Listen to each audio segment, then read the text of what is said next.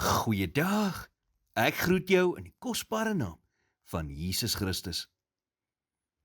Stel jou voor jy staan aan die rand van 'n staproete, net voor dagbreek. Jy weet die pad is voor jou, en jy kan die eerste paar meter van die pad voor jou sien, maar 'n dik, swaar mis sluk alles verder as dit in.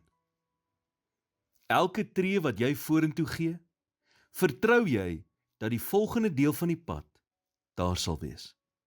Al is die eindbestemming heeltemal versteek.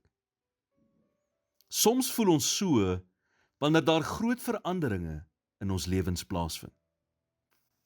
Of jy nou iemand is wat sopas jou graad gekry het en onseker is oor die toekoms, 'n ouer wat sy kind die huis verlaat het, of 'n professionele persoon is wat wegstap uit 'n langtermynloopbaan.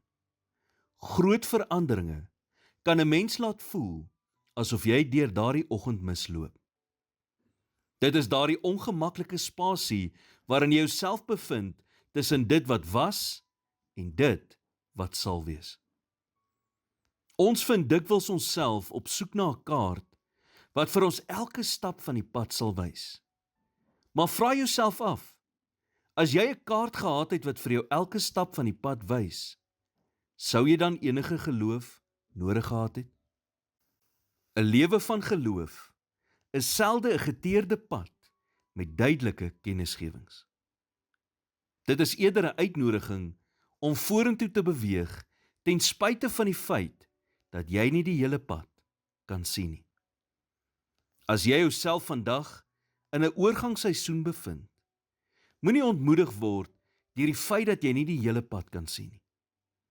Soms is die mees geestelike ding wat jy kan doen, eenvoudig net om een voet voor die ander te sit.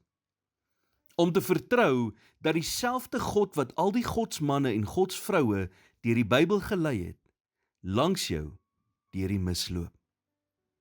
Die Bybel sê in Hebreërs 13 vers 8, Jesus Christus is gister en vandag dieselfde en tot in ewigheid. Hy is ons anker in onsekere tye, want hy is dieselfde in die goeie, sowel as in die slegte tye. Of jy nou in 'n seisoen van wag, of 'n tydperk is waar jy voel jy gaan nie vorentoe nie, bly verwagtend. God is altyd in staat om jou lewe in 'n oomblik te verander.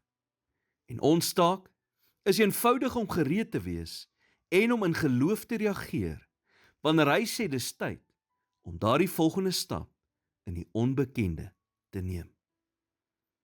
Here, ek weet nie wat voor lê nie, maar ek weet, U weet. Skyn die lig op die volgende stap wat U wil hê ek moet neem, en gee my die moed om vorentoe te beweeg, selfs wanneer die pad nie duidelik is nie.